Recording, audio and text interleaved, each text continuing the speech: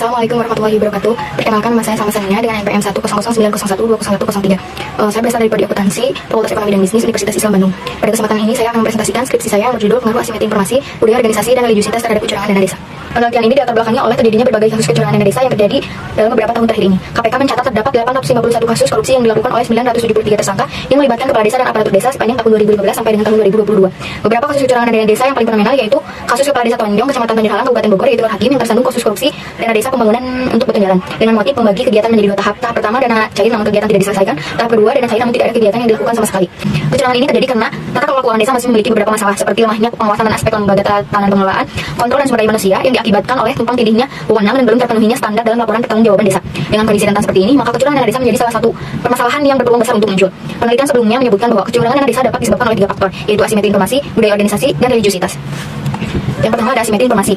Asimetri informasi adalah kondisi di mana terdapat ketidakseimbangan informasi antara pihak yang memiliki informasi dengan pihak yang membutuhkan informasi.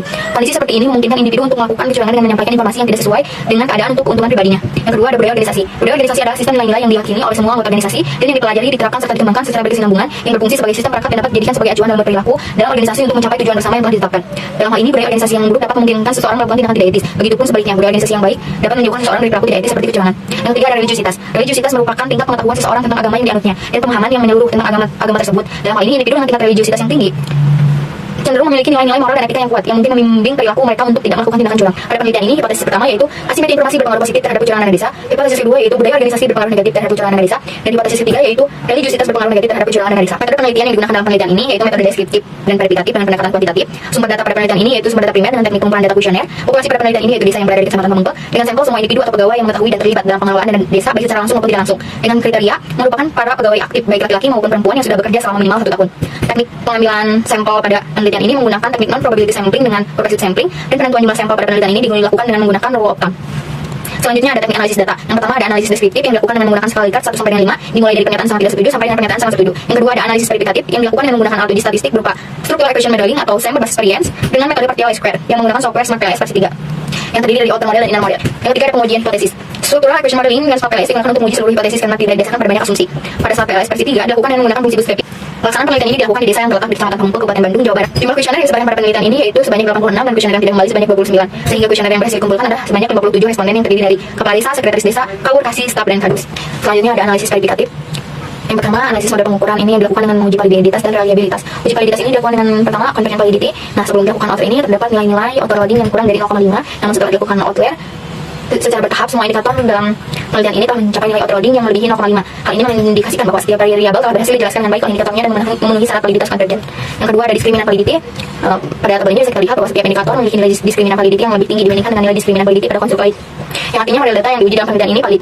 Yang ketiga ada average variance extract. Pada tabel ini bisa kita lihat bahwa setiap konstruk menunjukkan validitas yang baik mengingat nilai AP masing-masing konstruk melebihi angka 0,5. Yang kedua ada uji reliabilitas yang dilakukan dengan melihat nilai Cron-Batch alpha dan composite reliability. Berdasarkan tabel tersebut, semua konstruk menunjukkan bahwa nilai Cron-Batch alpha dan composite reliability melebihi 0,7, yang artinya bahwa konstruk-konstruk tersebut dianggap memiliki tingkat reliabilitas yang tinggi. Yang kedua ada analisis model struktural dan inner model. Nah, inner model ini dilakukan menggunakan hasil bootstrapping yang dilakukan dengan melihat nilai S-square. Pada tabel berikut ini dapat kita lihat bahwa nilai R-square kecurangan adalah 0,503 yang menunjukkan bahwa kontribusi variabel kecurangan dalam memprediksi variabel asimetri informasi, budaya organisasi, dan religiusitas mencapai 50,3%. Selanjutnya ada pengujian hipotesis yang dilakukan dengan melihat nilai koefisien.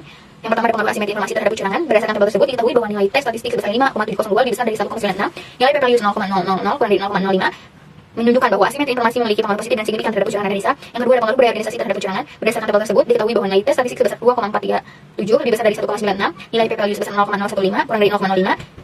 Dengan demikian dapat disimpulkan bahwa variabel budaya organisasi berpengaruh negatif terhadap kecurangan dana desa. Yang ketiga ada pengaruh religiusitas terhadap kecurangan. Berdasarkan tabel tersebut diketahui bahwa nilai T statistik sebesar 4,212 lebih besar dari 1,96. Nilai p-value sebesar 0,000 kurang dari 0,05. Dengan demikian dapat disimpulkan bahwa variabel religiusitas berpengaruh negatif terhadap kecurangan dana desa. Yang terakhir ada kesimpulan dan saran. Hasil penelitian yang telah dilakukan menunjukkan bahwa asimetri informasi berpengaruh positif terhadap kecurangan dana desa. Yang artinya semakin tinggi tingkat asimetri informasi pada pegawai desa, maka semakin tinggi pula tingkat kecurangan dana desa dapat terjadi. Selanjutnya ada budaya organisasi dan religiusitas berpengaruh negatif terhadap kecurangan dana desa. Yang artinya semakin tinggi tingkat budaya organisasi dan religiusitas pegawai desa, maka tingkat kecurangan dana desa semakin rendah. Saran pada penelitian ini yaitu untuk mempertimbangkan pengumpulan data dari berbagai wilayah, tidak hanya di Kecamatan Pamengpe, guna untuk memperluas pemahaman terhadap isu yang dibahas. Selanjutnya dapat menggunakan metode wawancara sehingga dapat memahami bahwa asimetri informasi, budaya organisasi, dan religiusitas dapat secara umum diketahui keadaannya dengan lebih spesifik.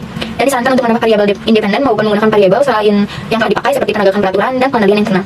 Sekian presentasi dari saya, mohon maaf apabila ada kesalahan. Wassalamualaikum warahmatullahi wabarakatuh.